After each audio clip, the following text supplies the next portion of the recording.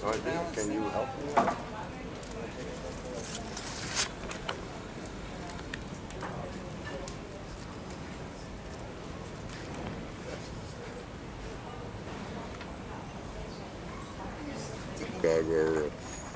And Simon, I gave Simon a handful.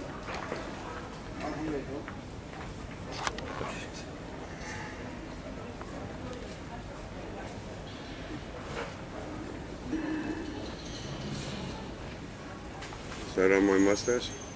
It is. Want to see yourself? Yeah, but I can't see those. But they're there. Okay, is that enough of them? Yeah. You want to see them? No.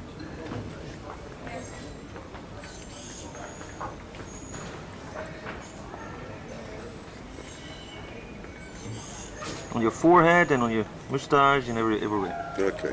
Okay, so. We're even running.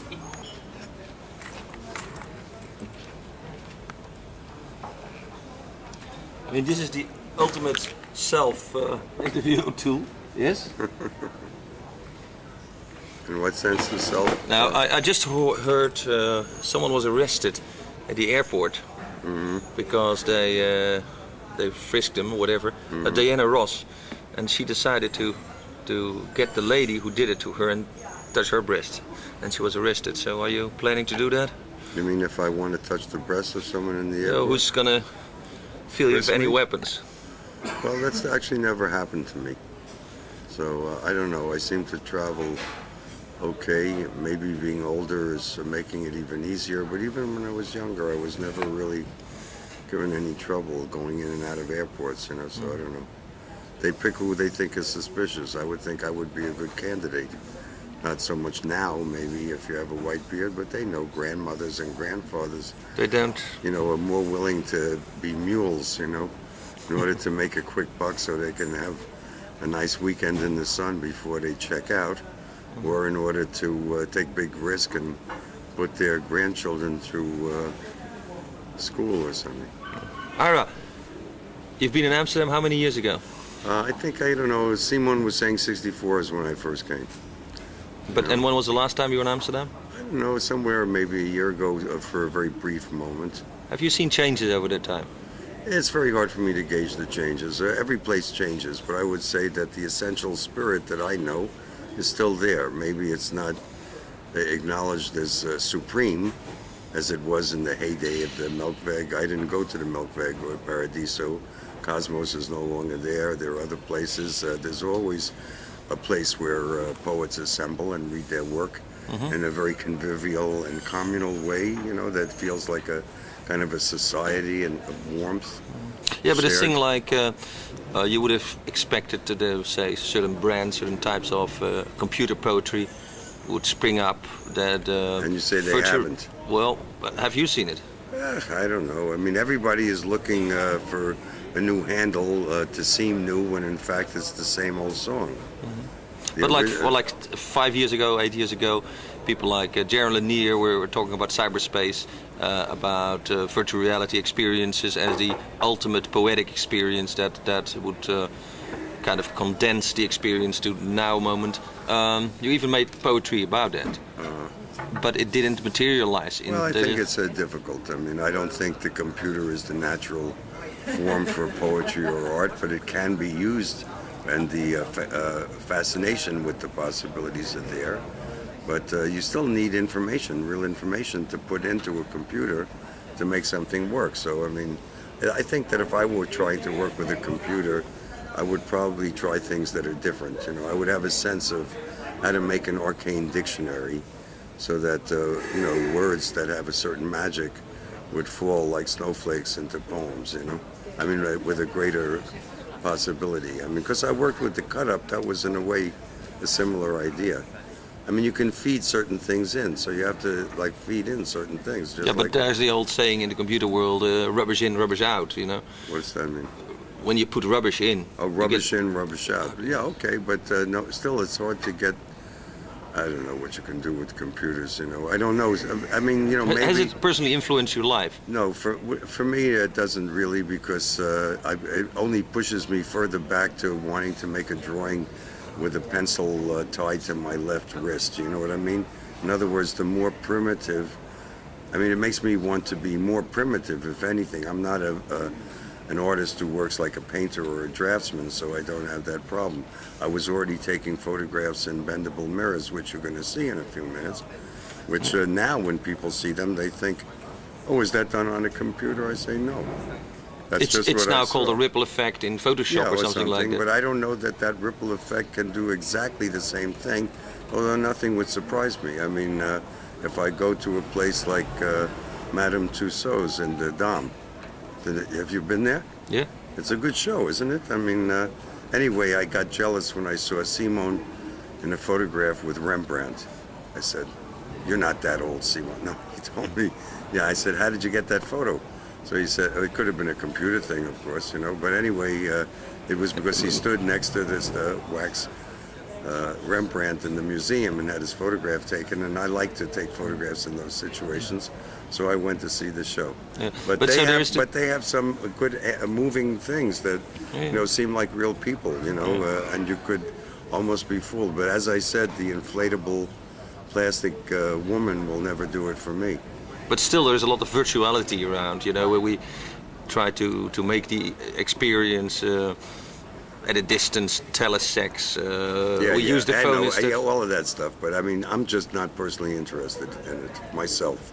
Maybe some people will really get off on it, and maybe it'll get so refined that you wouldn't know the difference. And then I think, you know, either that's great or we're in very serious trouble. Yeah, but like in the literary circuits, in the Lower East Side pubs where they read poetry. You mean, are people working with computer stuff? Well, I think that the main computer stuff that you see is seems too easy. It's you know, technology, and it's just a question of projecting images and things like that. You know, but is it a form over content?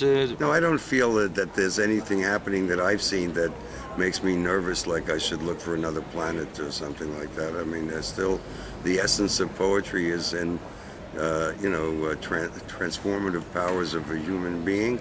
I guess, you know, technically or theoretically that anything you can conceive of can be done. So I'm not surprised whatever things whatever things change. I wanted to show off the star. No, I wasn't even thinking about the star on my hand. But I'm still committed to, you know, what's happening now. If people in the future can just play with a keyboard and produce a great kind of Glasspielen, you know, the novel Glasspielenspiel, yeah. Yeah, the what's the other name in English again of his great novel? I forget what they call it in English for some reason. But anyway, of Hermann Hesse. So yeah, so the idea of playing in a certain way with like a keyboard and being able to bring together. Yeah, but this whole idea. It's like sampling, you know. Like, I mean, of course, one can conceive of how this could be ultimately brilliant, refined art, bringing everything in the universe together in such a. We could be swooning, you know. I can imagine that as a fantasy, but in the reality, I mean, I like to actually measure a line of poetry by the length of my stride, by my breath, you know, all of those things. Yeah. And I think that's fundamental. So I mean, yeah, but still. Anyway, I don't know anybody doing things that's. No, but Bill Gibson with his idea of cyberspace, actually, that's true names was Werner Vinge was before that, has changed our whole conception. Do you think in the next century we will go a whole new direction again, or is this? No, it'll just keep going. I mean, to me, as a photographer, if I think just about working in a dark room, and instead of collage with scissors and paper, that has a certain natural beauty when you do that. But you can also do it photographically, you know, in the dark room, and then with computers you can go way beyond. And I just haven't had this experience or the skill or the opportunity to play with computers in that way, you know, because you decide that you want to put a certain background. I mean, you could have this picture of me and then put it in the middle, you know, like Buster Keaton in the middle of the jungle. But it's a little bit like yesterday you spoke with Simon Vinkenoog, who has been reading everything under the sun for years and taking excerpts or the best pieces out of it for his writing in Bress. It's like I don't have to read so much if I read Simon Vinkenoog because he giving scans you a lot. Well, sure. He scans for me. Yeah. That capability of scanning the world, which you have as a photographer, which you have as a poet, isn't that the essential thing, that you scan the world? And hey, listen. Well, I can't tell you where anything is going, but of course, I mean, even when I was a child, I mean, I remember the first time people had television sets. So I had a circular television set, looked like a washing machine. There was rather silly programs. Some of them we liked a lot. And now there's like hundreds of channels, and not just my daughter, but myself. We surf, so you're watching like sometimes 10 shows or 10 things at one time, and you're creating a whole other thing. Nobody is trying to make that movie like of channel surfing. You know what I mean? If you just took what you saw, it's your individual path to in a way the you're cyberspace of your own multi-channel film without even thinking about it. That has a part of this thing, part of that, then the news, then a clip here.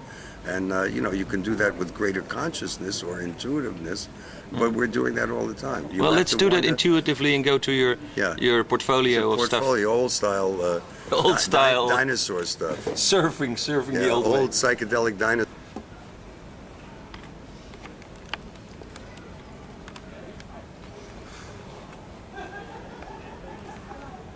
Yeah, so you might say, I mean, you're talking to me about it, but imagine if you were talking to Da Vinci, who was, of course, very scientifically tuned in. You know, we know that early, heroes of our society, people like Raymond Lull, made somehow an early computer with wheels going around and everything. Oh, stars are falling off my head, I think. So, but I mean, if you would ask, some artist who would never conceive of radio, television, anything else like that, what do they think such ideas could go? If they had such a fantasy, even to encompass that, they can still only take out their pencil and draw wings of birds and make other diagrams and, and yantras and continue doing what you're doing. So we have our own destiny. I mean, lots of luck to those who come later, and I hope they can enjoy life as much as we enjoy it, as we even cry and whine and complain like spoiled children. So, okay, look, I'm going to show you some pictures. First of all, I mean, just to show you one thing, this is one of my great heroes. I mean, the Silver Surfer is another one, but Dr. Strange comic. I don't always carry one as if it's my Bible, but I brought it with me for luck. I was hoping to read it, actually. Maybe I'll read it on the plane and take it out, but If a World Should Die, great title, huh? Then there's, Mordo, go away. Okay, so then there are some small pictures here, but I can show you something here I'll take out, which is actually, okay. Did I show you this one already? That's a picture of me when I was much younger, playing Leon Neon, I called this character, which later became the Majun Traveler and Alien Intelligence, because I used it as a photograph on a book by Mr. Holroyd, by that title. Again, you say Majun Traveler. It sounds like Mushroom Traveler, but it is Majun is no, Majun is a word, for hashish candy, a certain confection. And they have, in Sufi terms, they talk about the Majun-i-Akbar, which is the great Majun, which is the goblet of dreams, in actual fact. This is a still from a film I made, The Invasion of Thunderbolt Pagoda. No fancy gimmickry here, like the mirrors and everything, just two film strips of a moment that comes out of a scene called Heavenly Blue Mylar Pavilions. This is not a Mylar shot, it's a straight shot, so to speak, and it has to do with the alchemical wedding idea, so there was something happening there. Myself and Ziska Baum. This is one of a couple of pictures that I took of the great Jimi Hendrix, who said to me, looking at your photographs, is like looking through butterfly wings, which was one of the most beautiful things anybody ever said to me about my work. Butterfly rain. Wings. Wings. Ah, because of the color? Yeah, and the whole thing. This is not even an extreme distortion. This is also a photo that was made using infrared film. Just as the blue one was using shooting with regular film, black light as a source. So everything glowed. This is a prism shot from my film, The Invasion of Thunderbolt Pagoda. Now I'm doing special effects. Look, Luke, see this? You're blowing smoke over it. Yeah, I'm and kidding. And it's part of the... But I mean, I'm a basic hands-on guy, or breath man, you know, like so I can blow smoke across it or reflect this in your eyeglasses and I could probably get another shot. I'm smoking a poisonous cigarette. Please don't follow my example in the next millennium. This is, I can hardly breathe. I'll probably end up with emphysema or something. Okay, so I'm not going to take out too many more pictures here because this is harder to work with than pictures here. Now, I think I showed you this one already. In fact, this is yours. For Luke, I'm glad we found it here at the airport. Yeah. And that's a poster for a CD that's coming out of my departed great friend, poet, calligrapher, and magnificent drummer, hand drummer, Angus MacLeish, the originator of the tribal orchestra, the Dream Weapon, and a lot of other wonderful things. So he's been gone for some years, and we're bringing out the first CD of his work officially. It's coming out soon from Quake Basket Silt Breeze. So this is an interesting picture from another dimension. This is shot during a festival in India, like the Kumbh Mela. I don't know that was adequate. Yeah, maybe it was at the Kumbh Mela. It could have been Shivaratri in Kathmandu almost, but it's probably in the Kumbh Mela. What's the idea? The guy buries himself? Yeah, so there's all kind of great show business, austerity freaks who do special things. I don't know that this is a real tradition, but this guy buried himself with just his head sticking out, and people are throwing coins. You can see a few coins, quite a few. They're very small coins, not enough to buy, a broje vakoje really, but in any case, that's his thing, his way of testifying his, his faith ability in Shiva and whatever. I have another picture we may not come to, which is of a man who has his head buried in the ground and his body is sticking out, breathing through a straw. And you see that there's no coins there, which is an interesting thing I discovered, that if people see you and they know you see them, then they give you. But if you stick your head in the sand, you don't get anything.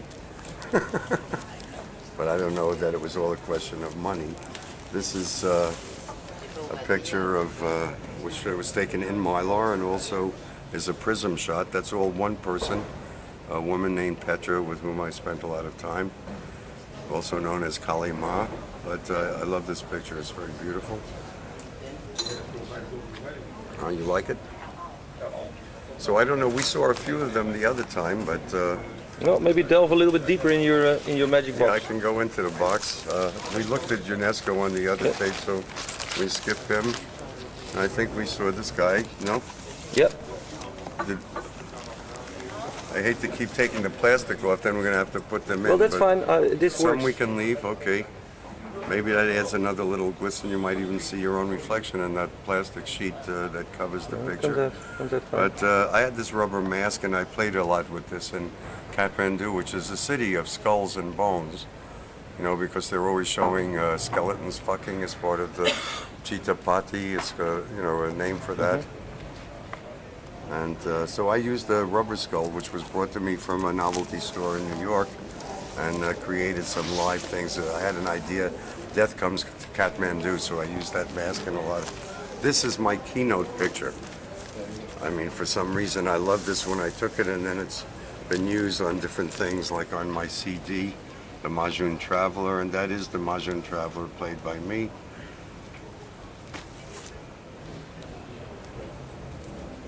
See, that golden robe is quite great, huh? Yep. That was actually just a regular shirt, but somehow in the distortion of the mirror, it became much more pronounced in the way that it.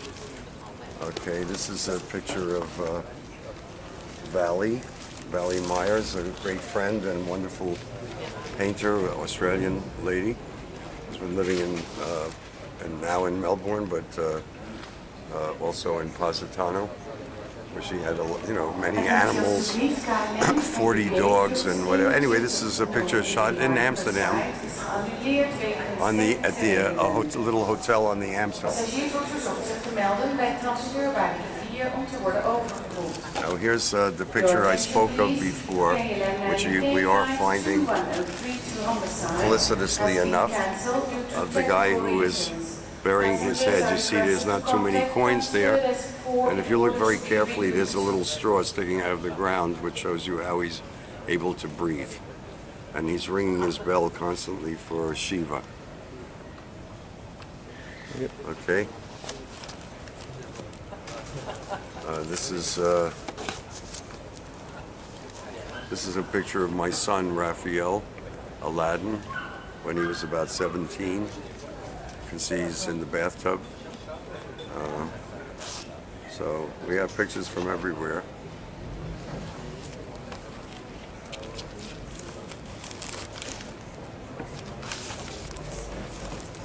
So this is another old friend, William Burroughs. I put this. Yeah. Straight. Too much.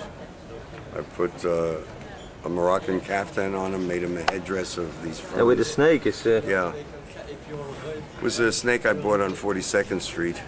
You know, a plastic snake. I thought it looked good and gave it to him to hold. So okay, so that's William.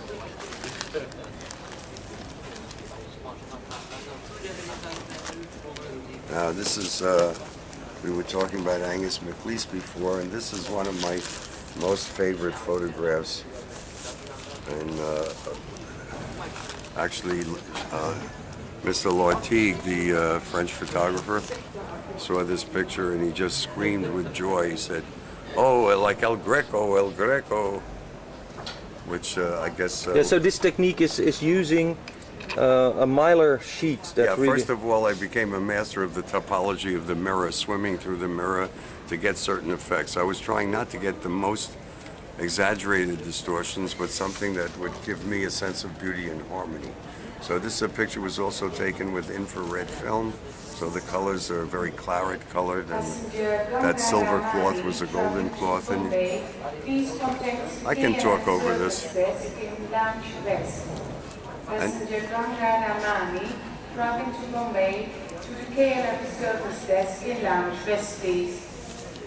So this, you see this cloth coming down over his shoulder, which is a mylar cloth, in fact, although it's material, giving the shape of some kind of sinister cartoon, you could say. I call it the Methadrine Familiar, and he's the Methadrine Cardinal. You see him standing there with an erect tail, as if it's coming out of his dreaming. And then here's another one. Here's a good one for you. Look. You're getting too much glare?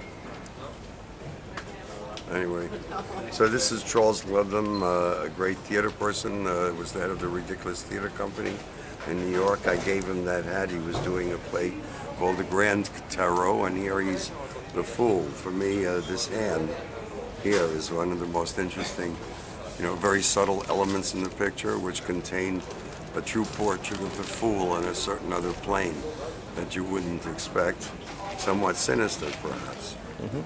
And so that's Charles Ludlam as the Fool from the Grand Tarot.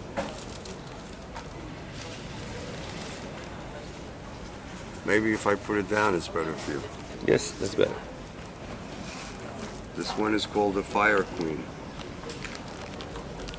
It's almost as if it were a living spirit of the flame itself.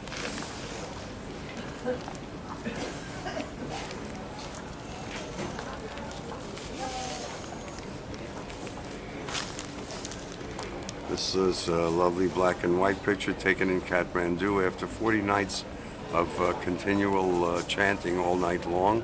All the little monks and the older monks come out of the Gampa, and he was the first one out of the door on the final day, when they burn all the evil of the year, you know, in little papers stuffed into the head of a Mahakala, which is then burned. He's coming out holding a torma, which is, you know, a sacred ritualistic creation made of some kind of dough, I think. This is again an altogether different moment. When I was in Ethiopia, this was one of the striking images I was able to record during the Great Famine that attracted so much attention, of this woman suckling a malnourished child.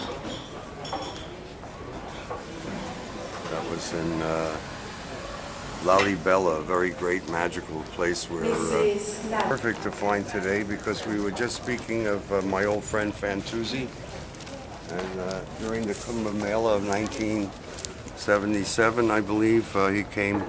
He likes to go to the Kumbh Mela, you know, and I rented this camel for. And that is Fantuzzi? Yeah, so I rented this camel for you know, a few rupees for the day. When I saw the camel, I asked the guy, how much can I have this camel for the day? So I gave him whatever, $5 or something. And I took the camel. I got tired of sitting on the camel. So I offered Fantuzzi a chance to ride the camel, which he liked. But I told him, come on, stand on your head on the camel, you know, do some yoga. So I got this terrific picture of him. This is not a traditional Indian exercise. This is Fantuzzi actually kind enough to do a headstand on the camel for me, and I think I got a nice picture of that. So that's one.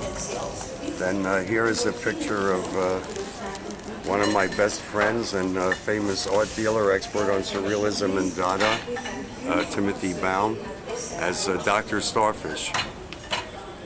This was made in the Hamptons at the swimming pool of somebody that we knew.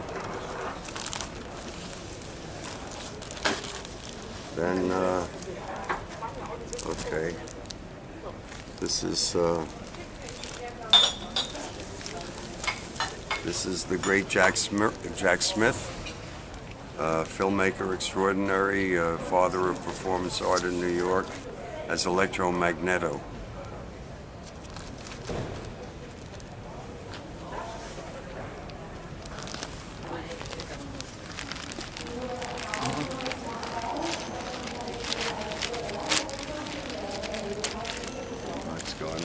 Come on. Okay, so this is a very simple, straightforward picture of Nepali street urchin. And for some reason, even though I've given shows of maybe 160 photographs in one show, maybe 5 or 6 people came over to me and said, you know, there's one picture in that show that I really love, and it was this one. So sometimes simplicity is more interesting than the most Baroque complexities, you know. That's a lovely photograph, and so on the made for your friend Reynolds? Huh? For Reynolds, because of the cigarette? Yeah. Well, I did actually buy the kid a cigarette. I think it was a Benson and Hedges, actually. And this is another picture of Jimi Hendrix, which is called Astral. Well, it's the last, I consider it the last, it's like his astral body is leaving him. And it was shot a few months before his death, but I somehow think of it as the last picture of Jimi Hendrix, as if it's Jimmy leaving his body. Okay, time to go. Okay, we got it, so. Okay, you can put 2 back into 1 if necessary. Okay, Ira, thank you for hey, sharing all this. Hey, thank you. Yes. You know? It's been a great time. Get some stars, yes. Are they falling off or not? We're all stardust anyway, are we? Okay. Thank you. Hey, look, the last thing I must say, you remember, you know, that Amsterdam is known as Mokum, from supposedly some Jewish word, makom, a good place. Yeah. Mokum, hokum. We love to smoke them. And makom, it is a good place still. And I think it will be into the next millennium, the Magic Center. that it always has been. Thank you. And thank Ira. you. You're a sweetheart.